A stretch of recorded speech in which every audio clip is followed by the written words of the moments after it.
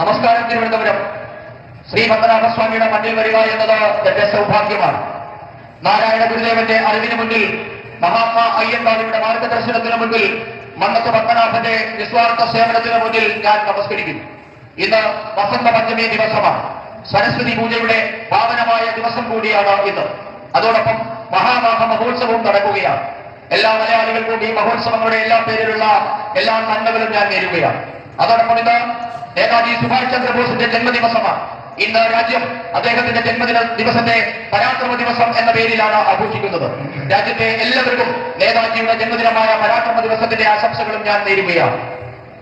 ഇന്ന് ഈ തിരുവനന്തപുരത്തെ ലക്ഷക്കണക്കിന് പ്രവർത്തകരുടെ ഏറെക്കാലത്തെ പ്രയത്നം നിറമണിഞ്ഞിരിക്കുകയാണ്.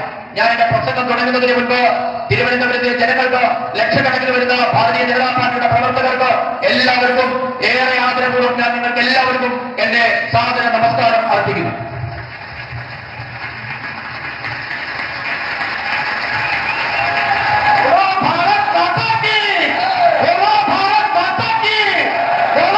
പ്രിയപ്പെട്ടവരെ, ഞാൻ കേരളത്തിൽ വരുമ്പോഴെല്ലാം നിങ്ങൾ സ്നേഹം നിറഞ്ഞ ഊഷ്മളമായ സ്വീകരണമാണ് എനിക്ക് നൽകാറുള്ളത്. എന്നാൽ ഇത്തവണ നിങ്ങളുടെ ആവേശം ഏറെ പ്രത്യേകതയുള്ളതാണ്. ഇന്ന് നിങ്ങളിൽ ഒരു പുതിയ ഊർജ്ജം എനിക്ക് കാണാൻ കഴിയുന്നുണ്ട്.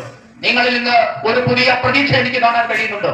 നിങ്ങളുടെ ഈ ആവേശം കാണുമ്പോൾ എനിക്ക് ഉറപ്പാണ്, കേരളത്തിൽ ഇത്തവണ പരിവർത്തനം ഉണ്ടാകുക തന്നെ ചെയ്യുമെന്ന കാര്യം എനിക്ക് ഉറപ്പാണ്.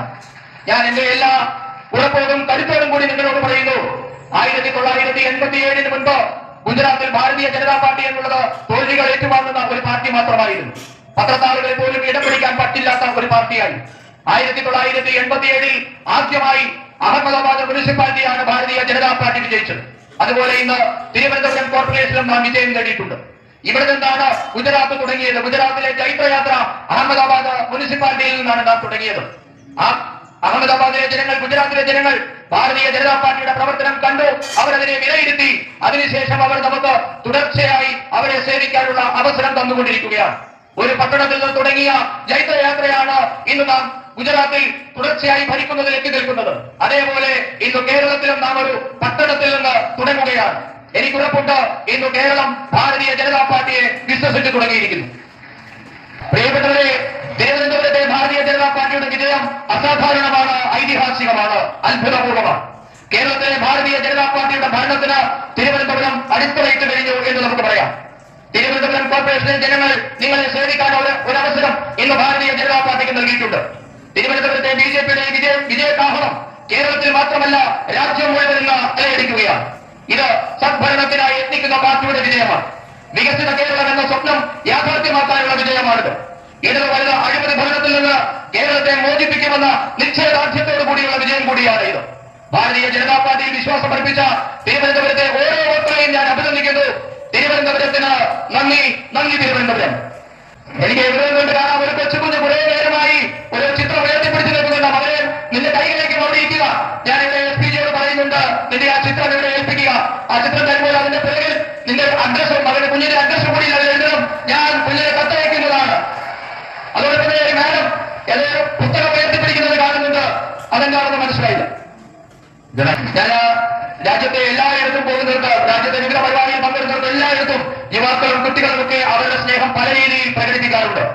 അവരുടെ സ്നേഹം ചിത്രങ്ങളായും പലവിധങ്ങളായ അവരുടെ ക്രിയേഷനായും ഒക്കെ എനിക്ക് കിട്ടാറുണ്ട്. പക്ഷേ അതിനെയൊക്കെ റീൽസിൽ കൂടിയൊക്കെ അപമാനിക്കുന്നവരും ഇതൊക്കെ ഡ്രാമയാണ് എന്ന് പറയുന്നവരും ഒക്കെ ഈ രാജ്യത്തുണ്ട്. അതൊക്കെ അവർ നടക്കട്ടെ. പക്ഷേ എന്നെ സ്നേഹിക്കുന്നവരോട്, എന്നെ വിശ്വസിക്കുന്നവരുടെ സ്നേഹത്തെ ഞാൻ ഉപേക്ഷിക്കാൻ ഞാൻ തയ്യാറല്ല.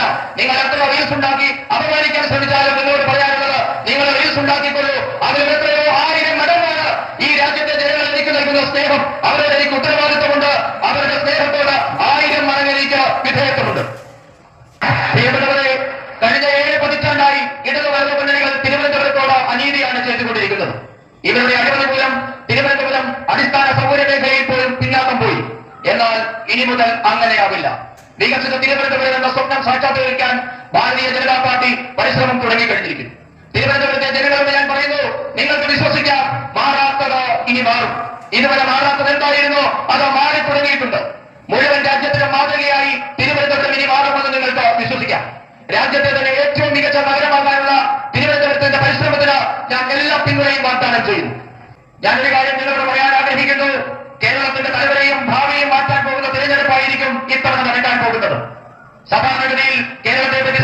പറയുമ്പോൾ, കേരളത്തിന്റെ ഭാവിയെ പറ്റി പറയുമ്പോഴൊക്കെ നാം രണ്ടു പക്ഷത്തെ പറ്റി മാത്രമായിരുന്നു സംസാരിച്ചുകൊണ്ടിരുന്നത്. രണ്ടു പക്ഷത്തെ മാത്രമായിരുന്നു നാം ഇതുവരെ കണ്ടുകൊണ്ടിരുന്നത്. ഒരു വശത്ത് ഇടതുപക്ഷം, മറുവശത്ത് വലതുപക്ഷം. ഇവർ രണ്ടുപേരും കൂടി കേരളത്തെ മാറി മാറി ഭരിച്ച് തകർത്തെറിഞ്ഞിരിക്കുകയാണ് ചെയ്തിരിക്കുന്നത്. എന്നാൽ ഇനി മുതൽ മൂന്നാമതൊരു പക്ഷം കൂടിയുണ്ട്. ആ പക്ഷം വികസനത്തിന്റെ പക്ഷമാണ്, സദ്ഭരണത്തിന്റെ പക്ഷമാണ്, ഭാരതീയ ജനതാ പാർട്ടി നയിക്കുന്ന എൻഡിഎയുടെ പക്ഷമാണ്. ഇടതു വലതു മുന്നണികൾ കേരളത്തെ അഴിമതിയിൽ, ദുർഭരണത്തിൽ, അപകടകരമായ പ്രീണന രാഷ്ട്രീയത്തിലൊക്കെ മുക്കി തകർത്ത് കളഞ്ഞിരിക്കുകയാണ്. പ്രിയപ്പെട്ടവരെ,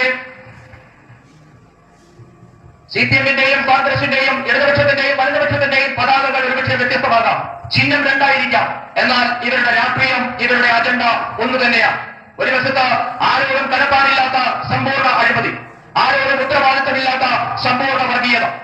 ഇവർ രണ്ടുപേരും സാധാരണ ധരിക്കുന്നത് 5-10 വർഷം കാത്തിരുന്നാലും വീണ്ടും ഭരിക്കാൻ അവസരം കിട്ടുമെന്നാണ് രണ്ട് മുന്നണികളുടെയും പ്രതീക്ഷ. അതുകൊണ്ടാണ് നാളിതുവരെ നമ്മുടെ സംസ്ഥാനത്ത് ഭരണം മാറിയെങ്കിലും സംവിധാനം ഒന്നു തന്നെയായി ഇവിടെ നിലനിൽക്കുന്നത്.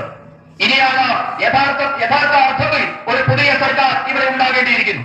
ജനങ്ങൾക്കായുള്ള ഒരു സർക്കാർ, വികസനത്തിന് വേണ്ടി നിലകൊള്ളുന്ന ഒരു സർക്കാർ ഇനി ഉണ്ടാകേണ്ടിയിരിക്കുന്നു. ആ ദൗത്യം ഭാരതീയ ജനതാ പാർട്ടി, ജനങ്ങൾക്ക് വേണ്ടിയുള്ള സർക്കാരിന്റെ ദൗത്യം ഭാരതീയ ജനതാ പാർട്ടി നിറവേറ്റുക തന്നെ ചെയ്യും. നമ്മുടെ സംസ്ഥാനത്ത് ഞാൻ പറഞ്ഞു, ഭരണം മാറുന്നുണ്ടെങ്കിലും എക്കോസിസ്റ്റം ഇടതുപക്ഷത്തിന്റെയും വലതുപക്ഷത്തിന്റെയും ഇവിടെ നിലനിൽക്കുകയാണ്. കേരളത്തിലെ ജനങ്ങളോട് എനിക്ക് അഭ്യർത്ഥിക്കാനുള്ളത്, ബുദ്ധി ഉപയോഗിച്ച് അല്പം കൂടി ചിന്തിക്കണമെന്നാണ് എനിക്ക് അഭ്യർത്ഥിക്കാനുള്ളത്.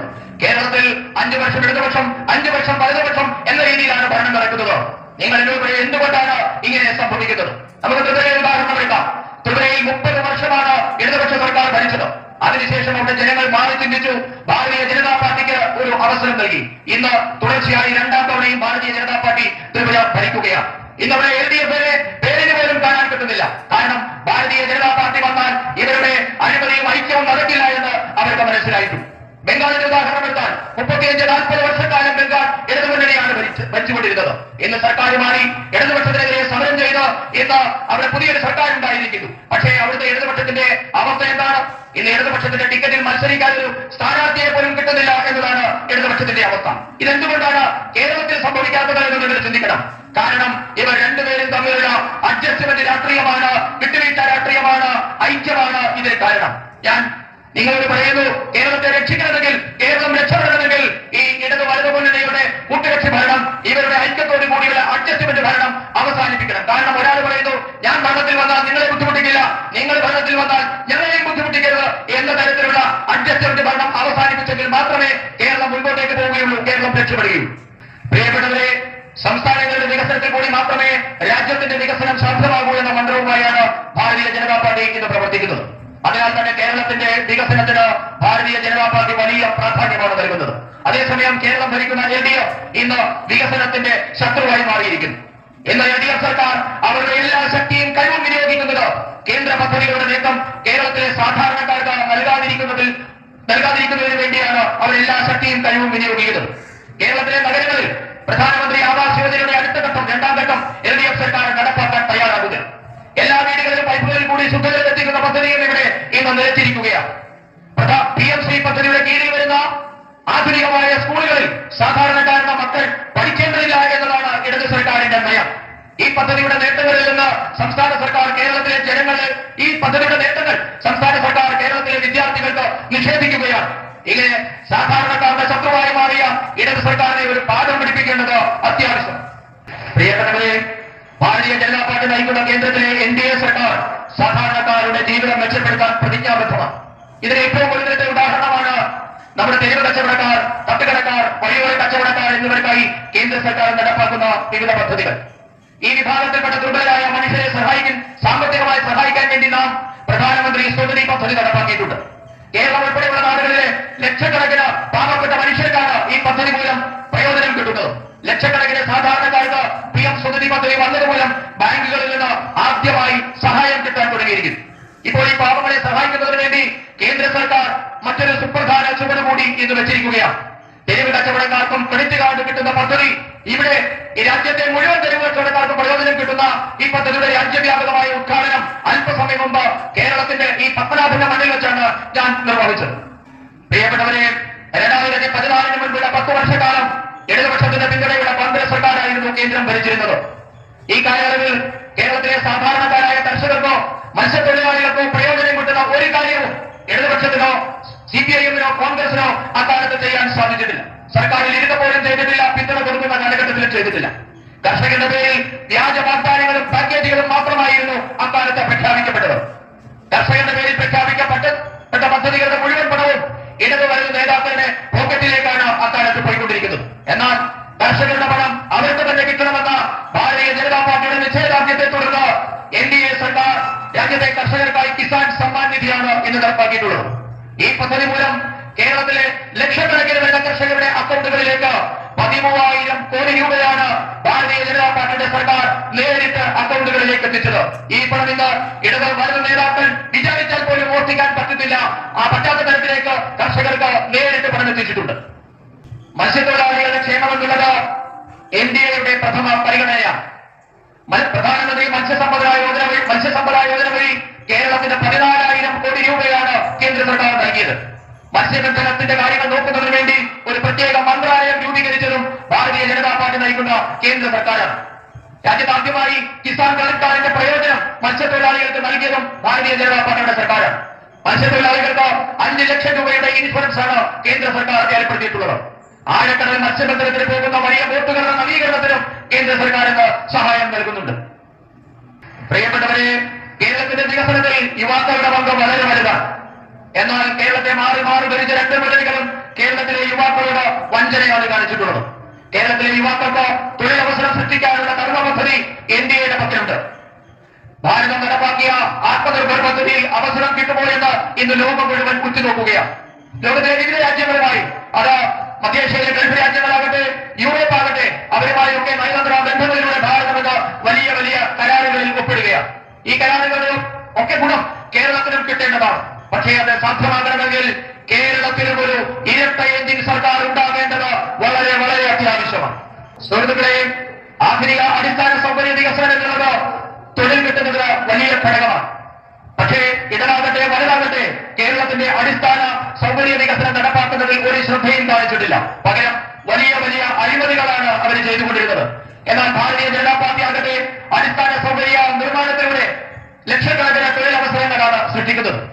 ഭാരതീയ ജനതാ പാർട്ടി നയിക്കുന്ന കേന്ദ്ര സർക്കാരിന്റെ ഈ നയം കാരണം ഇന്ന് കേരളത്തിലെ എല്ലാ റെയിൽവേ ലൈനുകളും വൈദ്യുതീകരിക്കപ്പെട്ടിട്ടുണ്ട്. ഇന്ന് 3 വന്ദേ ഭാരത് ട്രെയിനുകൾ കേരളത്തിൽ കൂടി ഓടുന്നുണ്ട്. അല്പസമയം മുൻപ് നിരവധി അമൃത ഭാരത് ട്രെയിനുകളാണ് കേരളത്തിൽ കൂടി ഓടുന്നതിന് തുടക്കം കുറിച്ചിട്ടുള്ളത്. പ്രിയപ്പെട്ടവരെ, അടിസ്ഥാന സൗകര്യ വികസനത്തിലൂടെ കേരളത്തിന്റെ തൊഴിൽ മേഖല എങ്ങനെ വളരും എന്നതിന്റെ വലിയ ഉദാഹരണമാണ് വിഴിഞ്ഞം തുറമുഖ പദ്ധതി. എനിക്കാണ് വിഴിഞ്ഞം തുറമുഖ പദ്ധതി രാഷ്ട്രത്തിന് സമർപ്പിക്കാനുള്ള അവസരം കിട്ടിയത്. രാഷ്ട്രത്തിന് വിഴിഞ്ഞം സമർപ്പിച്ചത് 6 മാസത്തിന് ശേഷം വിഴിഞ്ഞത്ത് 150ഓളം വലിയ കപ്പലുകൾ, മദർഷിപ്പുകളും 3 ലക്ഷം കണ്ടെയ്നറുകളുമാണ് വിഴിഞ്ഞം തുറമുഖം വഴി കൈകാര്യം ചെയ്യപ്പെട്ടത്. കൂടുതൽ ആൾക്കാർക്ക് തൊഴിൽ കിട്ടുന്നതോടെ കേരളത്തിന്റെ വ്യാപാര രംഗത്തിന് വലിയ കരുത്തുണ്ടാകും. പ്രിയപ്പെട്ടവരെ, കേരളത്തിന്റെ വികസനത്തിന് തടസ്സമായി നിൽക്കുന്നത് അഴിമതിയാണ്. LDF ഭരണത്തിൽ കേരളത്തിലെ ബാങ്കുകളിലെ നിക്ഷേപം പോലും സുരക്ഷിതമല്ലാതെയായി മാറി. സഹകരണ ബാങ്കിലെ അഴിമതി മൂലം സാധാരണക്കാരുടെ പണമാണ് കൊള്ളയടിക്കപ്പെട്ടത്. മക്കളുടെ വിദ്യാഭ്യാസത്തിനായും പെൺകുഞ്ഞുങ്ങളുടെ വിവാഹത്തിനായും ഒക്കെ സാധാരണ മനുഷ്യർ കരുതി വെച്ച പണമൊക്കെയും ഇടത് വരുന്ന നേതാക്കന്മാർ കൊള്ളയടിച്ചു. ഇവർക്ക് കടുത്ത ശിക്ഷ നൽകേണ്ടത് വളരെ അത്യാവശ്യമാണ്. ഞാൻ നിങ്ങളോട് അഭ്യർത്ഥിക്കുന്നു, നിങ്ങൾ ഭാരതീയ ജനതാ പാർട്ടിക്ക് ഒരു അവസരം തന്നാൽ നിങ്ങളുടെ മോഷ്ടിക്കപ്പെട്ട ഓരോ പണവും ഈ മോഷ്ടിച്ചവരിൽ നിന്ന് തന്നെ തിരികെ ഈടാക്കുമെന്ന കാര്യം ഞാൻ നിങ്ങൾക്ക് ഉറപ്പു നൽകുകയാണ്. പ്രിയപ്പെട്ടവരെ, രാജ്യം മുഴുവൻ മാത്രമല്ല, നമുക്ക് എല്ലാവർക്കും ഭഗവാൻ അയ്യപ്പനോട് ഈ രാജ്യം മുഴുവൻ അഗാധമായ ഭക്തിയും വിശ്വാസവുമാണുള്ളത്. എന്നാൽ ശബരിമലയുടെ മഹത്തായ പാരമ്പര്യത്തെ, വിശ്വാസത്തെ തകർക്കാൻ കിട്ടിയ ഒരവസരവും പാഴാക്കാത്തവരാണ് ഇന്ന് കേരളം ഭരിക്കുന്ന ഇടതുമുന്നണി സർക്കാർ. ഇപ്പോൾ ശബരിമലയിൽ നിന്നും സ്വർണ്ണക്കൊള്ളയുടെ വാർത്ത പുറത്തുവരികയാണ്. ഒരു കാര്യം ഞാൻ വ്യക്തമാക്കാൻ ആഗ്രഹിക്കുന്നു, ഭാരതീയ ജനതാ പാർട്ടി കേരളത്തിൽ സർക്കാർ ഉണ്ടാക്കും. അങ്ങനെ ഭാരതീയ ജനതാ പാർട്ടിയുടെ സർക്കാർ ഉണ്ടായാൽ മുഴുവൻ ആരോപണങ്ങളെ കുറിച്ച് നാം അന്വേഷണം നടത്തും. ഇപ്പോൾ ആരോപണ വിധേയരായിട്ടുള്ള മുഴുവൻ ആൾക്കാരും അവരുടെ വാസനയിൽ മുതൽ ജയിലിലാവുമെന്ന കാര്യവും ഞാൻ ഉറപ്പു പറയുകയാണ്. ഇതാണ് മോദിയുടെ ഗ്യാരണ്ടി. പ്രിയപ്പെട്ടവരെ, കോൺഗ്രസിനെ കുറിച്ച് മുന്നറിയിപ്പ് നൽകുന്നതിന് വേണ്ടിയാണ് ഞാനിവിടെ എത്തിയിട്ടുള്ളത്. ഇന്ന് കോൺഗ്രസിന്റെ കയ്യിൽ വികസനത്തിനുള്ള ഒരു പദ്ധതിയുമില്ല. രാജ്യത്തെ കോൺഗ്രസ് എന്നുള്ളത് മാവോയിസ്റ്റുകളെക്കാൾ വലിയ കമ്മ്യൂണിസ്റ്റുകളായി മാറിയിരിക്കുന്നു. മുസ്ലിം ലീഗിനേക്കാൾ വലിയ വർഗീയവാദികളായി കോൺഗ്രസ് മാറിയിരിക്കുന്നു. അതുകൊണ്ടാണ് ഇന്ത്യൻ നാഷണൽ കോൺഗ്രസ് എന്നുള്ളത് ഇന്ന് MMC കോൺഗ്രസ് എന്നായി മാറിയിരിക്കുന്നു. മുസ്ലിം ലീഗ് മാവോയിസ്റ്റ് കോൺഗ്രസ് എന്നാണ് ഇന്ന് രാജ്യത്തെ കോൺഗ്രസ് അറിയപ്പെടുന്നത്. നിങ്ങൾ അതുകൊണ്ട് തന്നെ കോൺഗ്രസിനെ വളരെയധികം സൂക്ഷിക്കണമെന്ന മുന്നറിയിപ്പാണ് ഞാൻ നിങ്ങൾക്ക് നൽകുന്നത്.